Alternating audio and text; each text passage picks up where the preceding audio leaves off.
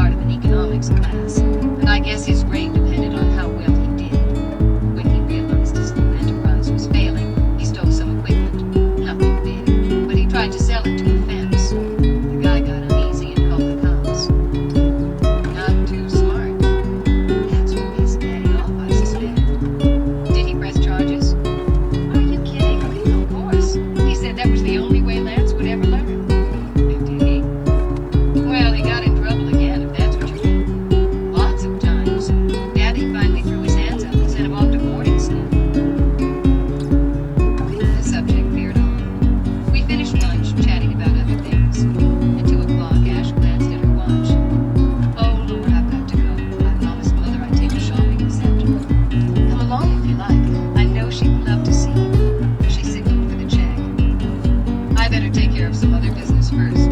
I do want to talk to her. Give us a call and come up to the house. Are you living there now? Temporarily. I just bought a place of my own and I'm having some work done. I'll be staying with Mother for another 6 weeks. When the check arrived, I reached for my handbag, but she waved me off. I'll take care of it. I'll claim it as a business lunch and charge it off to the company. It's the least I can do with the bind you're in. Thanks, I said. I got Ebony's personal telephone number from her, and we walked out together. I was relieved that the valet service brought her car first. I watched her pull away in a little red Alfa Romeo. My car appeared. I tipped the fellow more than I should have and got in with care, humping myself onto the seat to avoid snagging my pantyhose behind the knee. The valet slammed the door and I turned the key. Honest to God, it started right up, and I felt a surge of pride. The damn thing is paid for and only cost me $10 a week in gas. I drove home and let myself in the gate, steadfastly disregarding the yawning air of emptiness about the place. The winter grass seemed ragged, and the deadheads on the zinnias and marigolds had multiplied. Henry's house stood silent, his back door looking blank. Usually the scent of yeast or cinnamon lies on the air like a heady perfume. Henry's a retired commercial banker who can't quite give up his passion for kneading dough and proving bread. If he isn't in the kitchen, I can usually find him on the patio, weeding the flower beds, or stretched out on a chaise inventing crossword puzzles filled with convoluted puns. I let myself into my apartment and changed back into jeans, my whole body sighing with relief. I hauled the mower out of the tool shed and had a run at the yard, and then I got down on my hands and knees and clipped all the dead blossoms from the beds. This was very boring. I put the lawnmower away. I went inside and typed up my notes. As long as I was investigating in my own behalf, I decided to do it properly. This was boring, too. Since Rosie's was closed, I ate dinner at home, preparing a cheese and pickle sandwich, which entertained me no end. I finished the lamp daily, and I didn't have anything else in the house to read, so I switched on my little portable television set. Sometimes I wonder if my personal resources aren't wearing a little thin.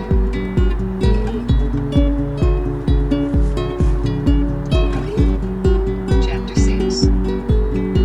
Tuesday morning. 0.6 miles. Turn right on US 22. As I no longer had an office to go to, I could well have waited until later in the morning. But I like the place at that hour. It's quiet and half empty, so there's no competition for equipment.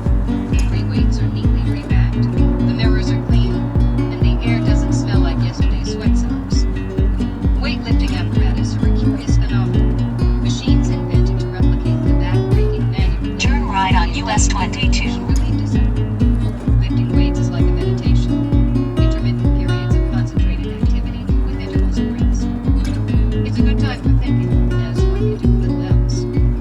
I did ab crunches first, 35, then 30, then 20. I adjusted the bench on one of the dauntless machines, starting doing seated military presses. 3 sets, 10 reps each, using 2 plates. The guys lift anywhere from 10 to 20 plates, but I work just as hard, and I'm not really preparing for the regional bodybuilding championship. I was thinking that over the details of the race. A clever piece of work, dependent on a number of events coming together just as they happened. The phone call to that must have helped David Doherty. Surely she didn't cook up that trouble by herself. Someone had access to the Woodwarren file, and while it was possible that the office keys had been lifted from my bag, it Woodwarren knew enough to make me wonder of a fire department. That must have been done by someone who knew the procedure at CM. Insurance investigations usually follow a format. An outsider simply couldn't guarantee that all the paper switching would be done in the necessary sequence. Darcy could have managed it. Andy might have, or even Matt. Drive 9.7 miles on US 22. I work through biceps and triceps.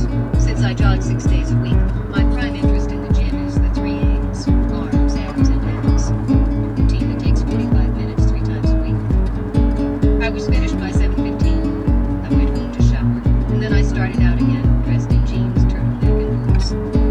Darcy was due at work at 9 o'clock, but I'd spotted her 3 days out of 5 having breakfast first, coffee and Danish in the coffee shop across the street. She used the time to chit-chat, read the newspaper, and do her nails.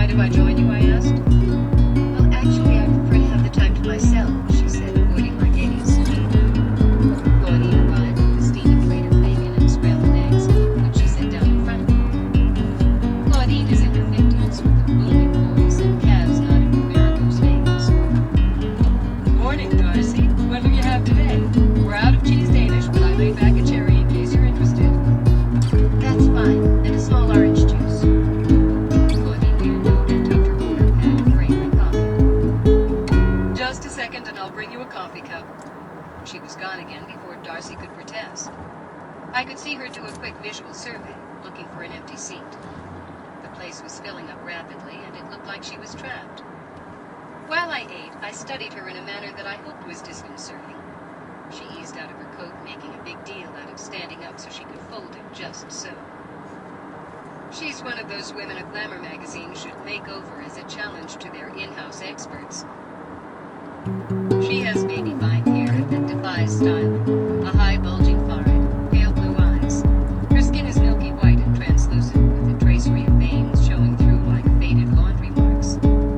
I'd heard Darcy's boyfriend was a mail carrier, dealing drugs on the side, and I wondered if he delivered junk mail and junk on the same run. I could tell I was ruining her day, which improved my appetite. I'm assuming you heard about the trouble I'm in. It'd be hard not to, she said. I